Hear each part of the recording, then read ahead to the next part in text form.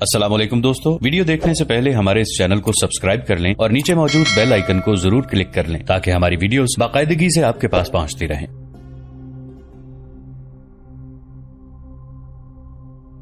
متعدد افراد نے نبوت کا دعویٰ کیا تھا۔ ان میں طلحہ بن خویلد اسدی بھی تھا۔ چونکہ وہ اپنے قبیلے کا سردار بھی تھا، اس لیے تمام قبیلہ اس کے کہنے پر اسلام سے منحرف ہو گیا تھا۔ یہ قبیلہ اتنا بڑا تھا کہ اس نے 2-3 اور قبیلوں کو ساتھ ملا کر مسلمانوں کے خلاف ایک فوج کی صورت اختیار کر لی تھی۔ خلیفہ اول حضرت ابوبکر صدیق رضی اللہ عنہ کے حکم سے مرتدین کے خلاف لڑائیوں کا سلسلہ شروع ہوا تو ان میں سے ایک لڑائی جنگ براخہ کے نام سے مشہور ہوئی، جو حضرت خالد رضی اللہ عنہ بن ولید نے طلحہ کے خلاف لڑی تھی۔ طلحہ نے بہت بری شکست کھائی تھی اور گرفتار بھی ہو گیا تھا۔ آگے چل کر طلحہ نے سچے دل سے اسلام قبول کر لیا تھا۔ اس لڑائی سے کچھ دن پہلے طلحہ نے ارتداد کے سلسلے میں عکاشہ بن محسن کو قتل کر دیا تھا۔ یہ قتل بہت مشہور ہوا تھا۔ اب نجف کے قریب طلحہ واپس آنے سے انکار کر رہا تھا تو ایک مجاہد نے اسے اس قتل کا طعنہ دے دیا۔ کوئی مجاہد یہ نہیں مان سکتا تھا کہ طلحہ کسی نیک مقصد کے لیے پیچھے رک رہا ہے۔ اس نے پہلے اسلام قبول کیا، پھر مرتد ہو گیا، بلکہ مرتدین کا لیڈر بن کر مسلمانوں کے خلاف لڑا اور شکست ہوئی تو پھر مسلمان ہو گیا، اور اب اس کے ساتھی اس کی نیت پر بجا طور پر شک کر رہے تھے۔ اس نے واپس جانے سے صاف انکار کر دیا۔ اس کے ساتھی واپس چلے گئے اور اپنے سپہ سالار سعد رضی اللہ عنہ بن ابی وقاص کو بتایا کہ طلحہ واپس نہیں آ رہا، اللہ اسے سیدھا راستہ دکھائے۔ سعد رضی اللہ عنہ نے کہا اور آہ بھر کر خاموش ہو گئے۔ رات کا وقت تھا۔ رستم کے کیمپ میں موت کا سکوت تھا۔ چونکہ مسلمانوں کی چھاپا مار ٹولیاں پھیلی ہوئی تھیں، اس لیے یہ خطرہ محسوس کیا جا رہا تھا کہ مسلمان خیمہ گاہ کے کسی نہ کسی گوشے پر شب خون ماریں گے۔ اس خطرے کے پیش نظر رستم نے حکم دیا کہ سنتری بیدار اور ہوشیار رہیں اور گھوڑے ایک جگہ باندھیں۔ ہر سوار اپنا گھوڑا اپنے ساتھ رکھے اور گھوڑے کے قریب سوئے۔ رات کے سناٹے میں فارسیوں کے کیمپ کے ارد گرد ٹہلتے ہوئے سنتریوں کے قدموں کی دھیمی دھیمی چاپ سنائی دیتی تھی اور کہیں 2 سنتری آپس میں باتیں کرتے سنائی دیتے تھے۔ رات تاریک تھی۔ ایک سایہ کیمپ سے کچھ دور ایک درخت کی اوٹ سے نکلا اور آہستہ آہستہ کیمپ کی طرف بڑھنے لگا۔ وہ کوئی آدمی تھا۔ رات کی تاریکی کے علاوہ وہاں سبزہ، اونچی گھاس، خضرو پودے اور درخت اتنے زیادہ تھے کہ یہ سایہ کسی کو نظر نہیں آ سکتا تھا۔ وہ دبے پاؤں بڑھتا چلا گیا۔ 2 سنتری آ رہے تھے۔ ان کے قدموں کی چاپ اور باتیں سنائی دے رہی تھیں۔ یہ آدمی درخت کی اوٹ میں بیٹھ گیا۔ سنتری آگے نکل گئے تو وہ اٹھا اور جھک کر آگے بڑھا۔ تاریکی میں اسے گھوڑوں کے ہیولے نظر آنے لگے۔ شاید یہ جگہ یا یہ گھوڑے اسے اچھے نہیں لگے تھے، یا وہ کسی مخصوص شکار پر آیا تھا۔ وہ وہاں سے ایک طرف چل پڑا۔ آگے سے 2 سنتری آ رہے تھے۔ وہ گھاس میں لیٹ گیا۔ سنتری اس سے صرف ایک قدم دور سے آہستہ آہستہ چلتے گزر گئے۔ وہ پھر رکوع کی حالت میں چلنے لگا اور بہت سا چل کر رک گیا۔ اسے ایک چھوٹا سا خیمہ دکھائی دیا جو اس سے دور نہیں تھا۔ ایسے چھوٹے خیمے رومی اور فارسی فوجی افسروں کے ہوتے تھے۔ اس خیمے کے ساتھ 2 گھوڑے بندھے ہوئے تھے اور ایک آدمی ان گھوڑوں کے قریب زمین پر بستر ڈال کر سویا ہوا تھا۔ وہ وہیں چھپ گیا۔ 2 اور سنتری آ رہے تھے۔ وہ اس وقت اٹھا جب سنتری دور چلے گئے۔ یہ خیمہ فوج سے ذرا ہٹ کر تھا۔ اس شخص نے نیام سے تلوار نکالی اور گھوڑوں کے پاس جا کر ایک گھوڑا کھولا، پھر دوسرا بھی کھول لیا۔ خیمے کے قریب سوئے ہوئے آدمی کی آنکھ کھل گئی۔ اس نے دیکھا کہ کسی نے گھوڑے کھول لیے ہیں تو وہ تلوار نکال کر اٹھا۔ وہ شخص دونوں گھوڑوں کے گلوں میں پڑی ہوئی رسیاں پکڑ کر چل پڑا۔ فارسی فوجی نے اسے للکارا اور اس کے پیچھے بھاگا۔ اس کے ساتھ ہی خیمے سے آواز آئی، کون ہے؟ خاموش رہو، سونے دو۔ یہ کوئی افسر ہی ہو سکتا تھا۔ کوئی آدمی گھوڑے کھول کر لے جا رہا ہے، باہر والے فارسی نے کہا اور دوڑ کر گھوڑے لے جانے والے تک گیا۔ گھوڑے لے جانے والا دوڑ پڑا لیکن فارسی نے اسے دور نہ جانے دیا۔ گھوڑے لے کر بھاگنے والے نے گھوڑوں کی رسیاں نہ چھوڑی اور تلوار سے فارسی کا مقابلہ کیا۔ 2-3 پینترے بدل کر اس نے فارسی کو اس طرح گھائل کیا کہ اس کی تلوار برچھی کی طرح فارسی کے پیٹ میں اتنی زور سے اتر گئی کہ تلوار کی نوک پیٹ سے باہر نکل گئی۔ علامہ شبلی نعمانی نے اس مارکے کو تفصیل سے بیان کیا ہے۔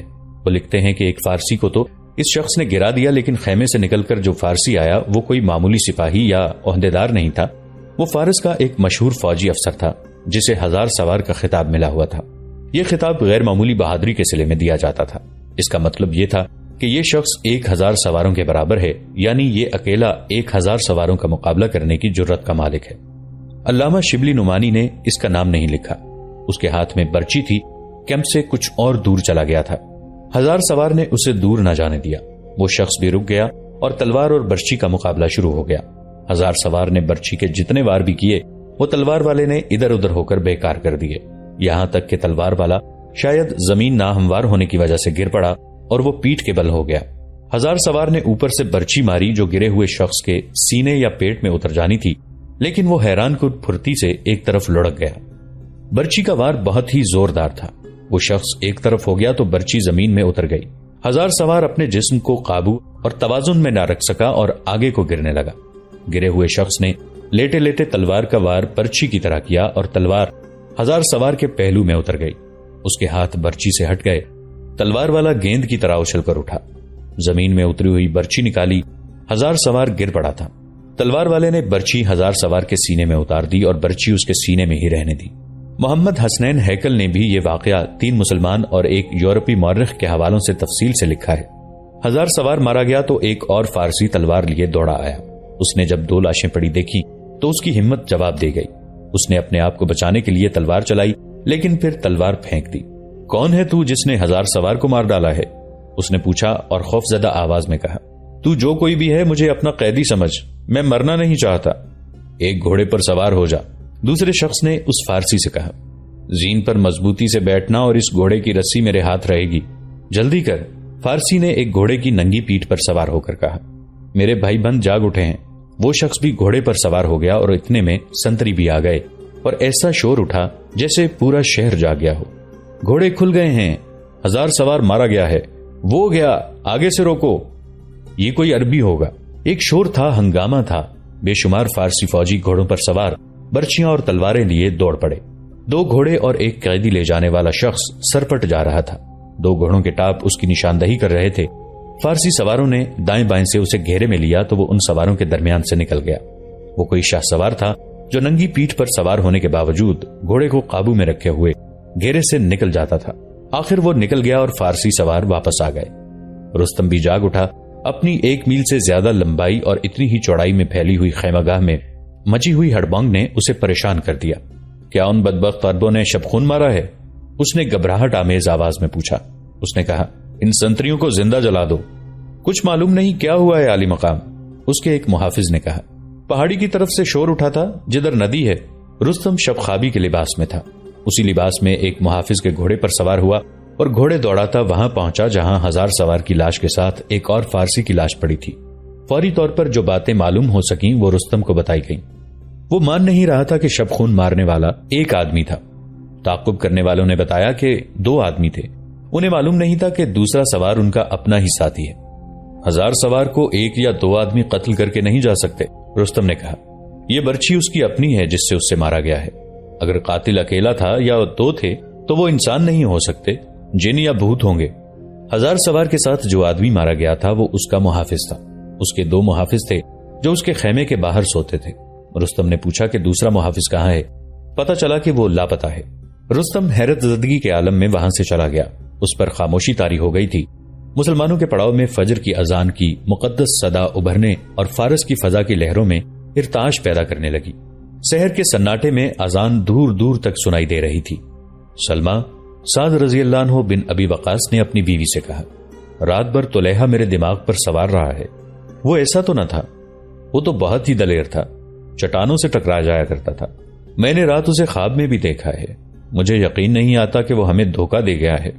وہ دھوکہ نہ دے جاتا تو کسی لڑائی میں شہید بھی ہو سکتا تھا۔ سلمہ نے کہا، وہ نہ رہا تو کیا ہم واپس مدینہ چلے جائیں گے؟ مسنہ نہیں رہا تو کیا اسلام آگے بڑھنے سے رک جائے گا؟ خواب دیکھنا چھوڑ دیں ابی وقاص، وہ جو ہم سے جدا ہو گئے ہیں انہیں خوابوں میں بھی نہ دیکھا کریں۔ جائیں، جا کر نماز ادا کریں۔ سعد رضی اللہ عنہ نے جا کر باجماعت نماز پڑھی۔ نماز اور دعا کے بعد کسی سالار نے طلیحہ کا ذکر چھیڑ دیا۔ طلیحہ کا تفصیلی ذکر ہو چکا ہے۔ وہ کوئی عام سا آدمی ہوتا تو مجاہدین میں اس کا ذرا سا ذکر ہوتا، سالاروں کے حلقے میں تو اس کا ذرا سا بھی ذکر نہ ہوتا۔ صبح کی خاموش فضا میں گھوڑوں کے ٹاپ سنائی دینے لگے۔ پھر گھوڑے سرپٹ دوڑ پڑے۔ سب نے ادھر دیکھا، 2 گھوڑے دوڑے آ رہے تھے۔ دونوں پر سوار تھے اور گھوڑے زینوں کے بغیر تھے۔ طلیحہ، طلیحہ، مجاہدین چلانے لگے۔ سپہ سالار کہاں ہیں؟ طلیحہ نے قریب آ کر پوچھا۔ سعد رضی اللہ عنہ بن ابی وقاص مجاہدین کے ہجوم کو چیرتے ہوئے ان 2 گھوڑوں کی طرف گئے۔ طلیحہ گھوڑے سے کودا اور دوسرے لمحے وہ سعد رضی اللہ عنہ کے بازوؤں میں تھا۔ کہاں ہیں میرے وہ ساتھی جنہوں نے میری نیت پر شک کیا تھا؟ طلیحہ نے بلند آواز سے کہا، خدا کی قسم میں محمد صلی اللہ علیہ وآلہ وسلم کی مقدس روح کو دھوکہ نہیں دے سکتا۔ یہ دیکھو، رستم کے لشکر کے اندر جا کر 2 گھوڑے کھول کر اور 2 لشکریوں کو قتل کر کے ایک کو زندہ پکڑ لایا ہوں، اور یہ جنہیں قتل کر کے آیا ہے وہ معمولی سے سپاہی نہیں تھے۔ طلحہ کے قیدی نے کہا۔ یہ حقیقت اس قیدی سے معلوم ہوئی کہ طلحہ نے جن 2 آدمیوں کو ہلاک کیا ہے وہ دونوں فارس کی فوج کے سورمے تھے، اور ان میں ایک افسر تھا جسے 1000 سوار کا خطاب ملا ہوا تھا۔ طلحہ کو تو معلوم ہی نہیں تھا کہ اس کا مقابلہ کن کے ساتھ ہے۔ میرا مقابلہ پورے لشکر کے ساتھ تھا، طلحہ نے کہا۔ میں رستم کو صرف یہ بتانا چاہتا تھا کہ قادسیہ کے میدان میں ذرا سنبھل کر آنا۔ یہ تاریخی واقعہ اسی طرح انجام پذیر ہوا کہ جس طرح فارسی کو طلحہ قیدی بنا کر لے آیا تھا، اس نے اسلام قبول کر لیا۔ یہ ایسے نہیں ہوا تھا کہ اس نے خوفزدہ ہو کر فوراً اسلام قبول کر لیا ہو۔ ایک تو وہ طلحہ کی غیر معمولی جرت سے متاثر ہوا، اور پھر وہ مسلمانوں کے حسن سلوک سے اور زیادہ متاثر ہوا۔ ان میں ادنا اور اعلیٰ کی تمیز تھی ہی نہیں۔ تاریخ میں اس فارسی کا نام نہیں ملتا۔ بلازری نے لکھا ہے کہ اس فارسی نے کہا تھا کہ جن 2 آدمیوں کو طلحہ ہلاک کر کے آیا ہے وہ دونوں اس کے چچا زاد بھائی تھے۔ اس کے باوجود وہ طلحہ کی بہادری اور مسلمانوں کے باہمی پیار سے اتنا متاثر ہوا کہ وہ بخوشی مسلمان ہو گیا۔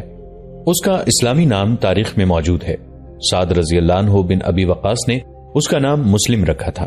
مسلم، سعد رضی اللہ عنہ بن ابی وقاص نے اسے اپنے خیمے میں لے جا کر پوچھا، میں تمہیں مجبور نہیں کروں گا، تمہیں کوئی لالچ نہیں دوں گا اور تم پر تشدد نہیں کروں گا، کیا تم اپنی فوج کے متعلق کوئی ایسی بات بتا سکتے ہو جو ہمارے کام آئے؟ اپنے متعلق 2 باتیں بتا لوں، مسلم نے کہا۔ یہ میرے دل کی آواز تھی کہ میں مسلمان ہو جاؤں، اور وہ میں ہو گیا۔ دوسری بات یہ ہے کہ میں اس خاندان سے تعلق رکھتا ہوں جو شاہی اور فوج کے بالائی حلقوں میں عزت و احترام کی نگاہ سے دیکھا جاتا ہے، اس لیے میں محل کے اندر کی اور جرنیلوں کی آپس کی چپکلش اور ان کے خیالات اور سوچوں سے اچھی طرح واقف ہوں۔ میں آپ کی فوج کے خلاف 3 لڑائیاں لڑ چکا ہوں۔ آپ کی فوج ہر میدان میں کم ہوتی ہے، پھر بھی آپ کی فوج جیت جاتی ہے۔ اب رستم 1.25 لاکھ نفری کی فوج لایا ہے۔ میں نے ابھی دیکھا نہیں کہ آپ کے ساتھ اب کتنی نفری ہے، شاید 40,000 پوری نہیں۔ سعد رضی اللہ عنہ بن ابی وقاص نے کہا۔ اگر آپ کے آدمیوں نے حوصلہ قائم رکھا تو رستم کی 1.25 لاکھ فوج کو آپ شکست دے سکتے ہیں، مسلم نے کہا۔ رستم نے اپنے آپ کو اور دوسرے جرنیلوں کو بھی یقین دلا رکھا ہے کہ فارس کی سلطنت اپنے انجام کو پہنچنے والی ہے۔ سنا ہے وہ نجوم اور جوتش پر بھروسہ کرتا ہے، سعد رضی اللہ عنہ نے کہا۔ ذائچہ نکالے بغیر وہ آگے نہیں بڑھتا، مسلم نے کہا۔ آپ اس کا حوصلہ توڑ سکتے ہیں۔ آپ کا رعب اور دبدبہ ہماری فوج پر اور ہمارے لوگوں پر موجود ہے۔ مجھے ممکن نظر نہیں آتا کہ 40,000 نفری کی فوج 1.25 لاکھ فوج کے آگے ٹھہر سکے گی۔ میں آپ کو یہ بتا رہا ہوں کہ آپ نے عقل سے کام لیا اور فوج کی صحیح تقسیم کر کے ہر دستے کو اپنے قابو میں رکھا تو فتح آپ کی ہوگی۔ ہاتھی کتنے ہوں گے؟ پورے 40 نہیں ہوں گے، مسلم نے جواب دیا۔ ایک سفید ہاتھی بھی ہوگا۔ ہاتھیوں کو آپ نے پہلے بھی کاٹا ہے، اب بھی کاٹ سکتے ہیں۔ اس حقیقت کا ذکر تقریباً ہر مورخ نے کیا ہے کہ اس نو مسلم فارسی نے سعد رضی اللہ عنہ بن ابی وقاص کو کچھ اور بھی باتیں بتائی تھیں جن کو سامنے رکھ کر سعد رضی اللہ عنہ نے قادسیہ کی جنگ کا پلان بنایا تھا۔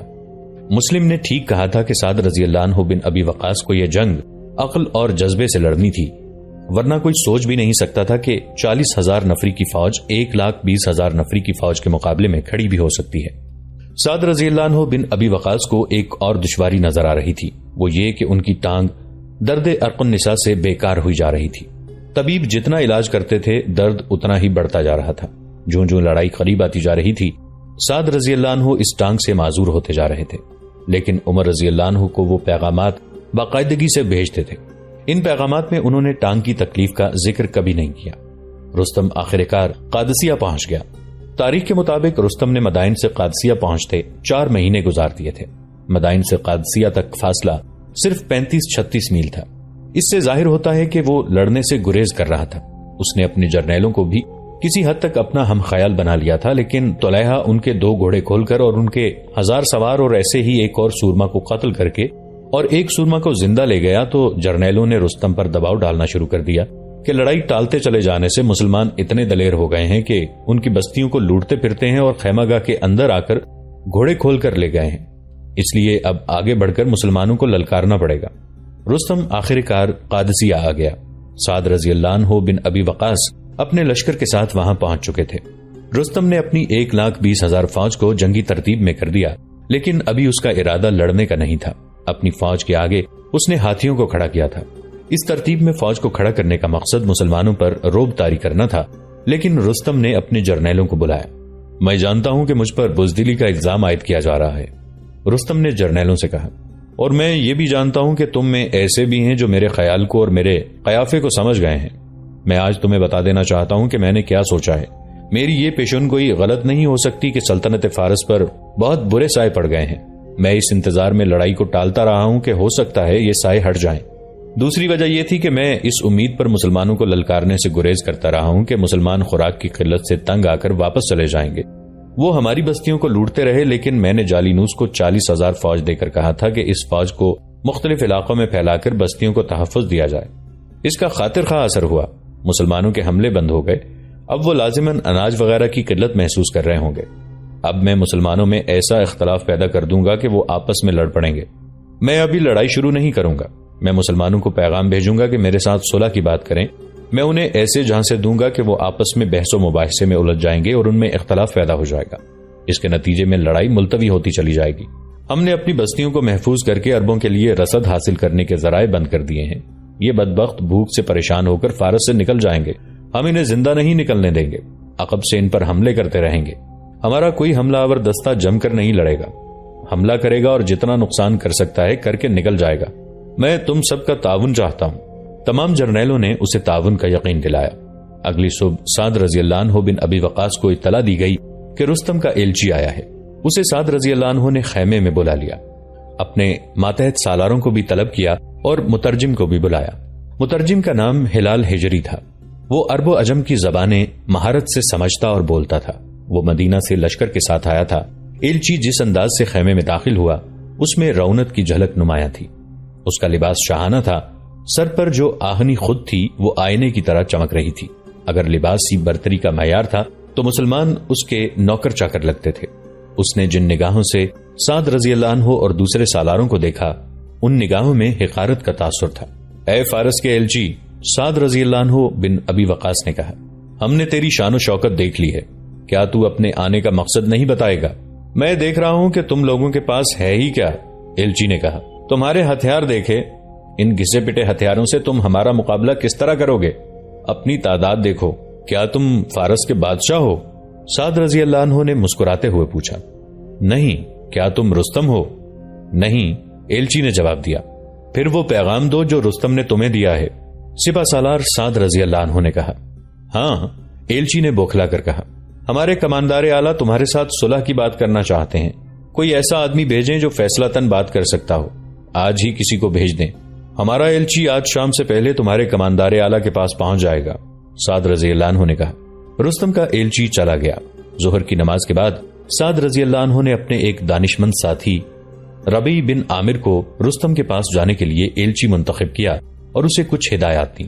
جس وقت رستم کا ایلچی آیا تھا اس وقت ربیع بن عامر بھی سعد رضی اللہ عنہ کے خیمے میں موجود تھا۔ اس نے دیکھا تھا کہ رستم کے ایلچی نے مسلمانوں کے ہتھیاروں کا مذاق اڑایا تھا۔ تاریخ تبری میں بڑا دلچسپ واقعہ تحریر ہے جو عربوں کی بزلہ سنجی اور زندہ دلی کی ایک مثال ہے۔ ربیع بن عامر نے عرق گیر یعنی ٹین نما کے ایک ٹکڑے کو موڑ توڑ کر زرہ بنائی اور پہن لی اور ٹین سے ہی فضول سی ٹوپی بنا کر سر پر رکھ لی۔ یہ فارسیوں کی آہنی خود کا مذاق تھا۔ ٹین اتنا پتلا اور کمزور تھا کہ ہاتھ سے مڑ جاتا تھا۔ ربیع کی تلوار نیام میں تھی لیکن اس نے نیام پر گندے اور بوسیدہ کپڑے لپیٹ لیے جیسے تلوار چیتڑوں میں لپٹی ہوئی ہو۔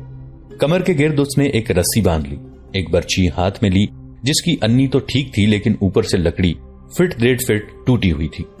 ربیع بن عامر جب وہاں سے چلا تو اس کے ساتھیوں نے بے ساختہ قہقہوں سے اسے رخصت کیا۔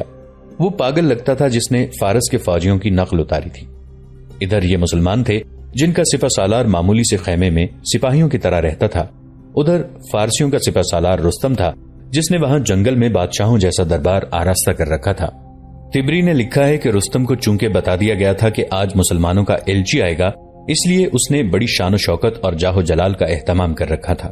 ایک بیش قیمت کپڑے کا وسیع و عریض شامیانہ تنا ہوا تھا جس میں شیشوں کے چھوٹے چھوٹے ٹکڑے اور رنگا رنگ قیمتی موتی سلے ہوئے تھے۔ تین اطراف ایسی ہی دل فریب رنگوں والی جھالریں لگی ہوئی تھیں۔ نیچے شامیانے کی لمبائی چوڑائی کے برابر بڑا ہی قیمتی اور خوش رنگ قالین بچھا۔ دوستو، آج کے لیے اتنا ہی۔ اسی کہانی کی اگلی قسط کے ساتھ بہت جلد حاضر ہوں گے۔ نیچے کامنٹ سیکشن میں اپنی رائے کا اظہار ضرور کیجیے گا۔ ہمارے اس چینل کو سبسکرائب کر کے نیچے موجود بیل آئیکن کو بھی ضرور کلک کیجیے گا۔ اگلی ملاقات تک کے لیے ہمارا اور آپ کا اللہ نگہبان۔